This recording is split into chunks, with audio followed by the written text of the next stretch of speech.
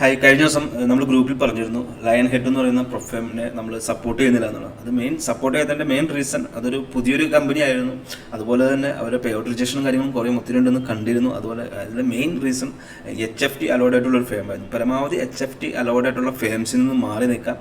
Manual support ചെയ്യുന്ന firms തന്നെ ഒരു കണക്കിനാണ് ഈ ഇൻഡസ്ട്രിയിൽ പിടിച്ചു നിൽക്കുന്നത്. അപ്പോൾ അതുകൊണ്ട് തന്നെ HFT അലോഡ് ചെയ്യുന്നപ്പോൾ എൻ്റെ ഒരു സോഫ്റ്റ്വെയറും കാര്യങ്ങളൊക്കെ ഉണ്ടെന്നുണ്ടെങ്കിൽ HFT ബേസ് ചെയ്തിട്ടുള്ള സോഫ്റ്റ്വെയർസ് ഉണ്ടെന്നുണ്ടെങ്കിൽ എനിക്ക് ഒത്തിരി പേരെ അക്കൗണ്ടൊക്കെ പാസ്സാക്കി എടുക്കാനും അതുപോലെ നല്ല പേ ഔട്ടും കാര്യങ്ങളൊക്കെ ഉണ്ടാക്കാനും പ്രോഫിറ്റ് ഉണ്ടാക്കാനും പറ്റും.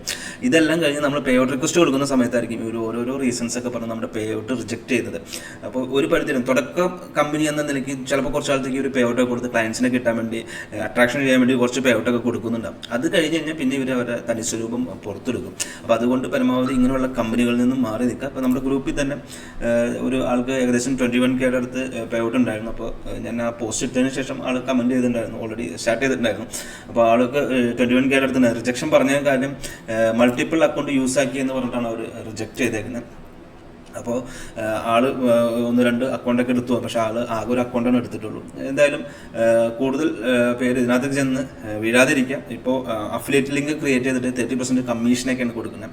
കുറേ ഓഫറും കാര്യങ്ങളൊക്കെ എനിക്കും വന്നിരുന്നു. അപ്പോൾ അതുകൊണ്ട് അവർക്കൊക്കെ കമ്മീഷനായിരിക്കും ഇമ്പോർട്ടൻ്റ്. അപ്പോൾ അതുകൊണ്ട് നിങ്ങളെപ്പോലുള്ളൊരു ജസ്റ്റ് നിങ്ങളുടെ എമൗണ്ട് ഇവരെ ചലഞ്ചിൻ്റെ എമൗണ്ടൊക്കെ ഏകദേശം മറ്റ് ചലഞ്ചുകളൊക്കെ അപേക്ഷിച്ച് ഒരു ഓഫർ ഉണ്ടായിരുന്നു തോന്നുന്നു. അതുകൊണ്ടാണ് കുറേ പേര് വന്ന് വീണെന്ന് എനിക്ക് തോന്നുന്നു.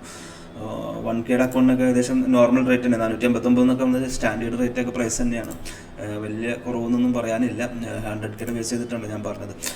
അപ്പോൾ ഇങ്ങനത്തെ ഫേംസിനൊക്കെ പരമാവധി അവോയ്ഡ് ചെയ്യാം. മാനുവലി ചെയ്യുന്ന ഫേംസ് തന്നെ ഒരു പരിധി വരെ പിടിച്ചു നിൽക്കുന്നത്. അവർക്ക് ഇൻഡസ്ട്രി ഇപ്പോൾ MT5 ഒക്കെ പോയതിന് ശേഷം വളരെ കഷ്ടപ്പെട്ടാണ് ഈ ഇൻഡസ്ട്രിയിൽ പിടിച്ചു നിൽക്കുന്നത്. അപ്പോൾ അതുകൊണ്ട് പരമാവധി എല്ലാവരും ശ്രദ്ധിച്ച അക്കൗണ്ട്സ് എടുക്കുക. Okay, by.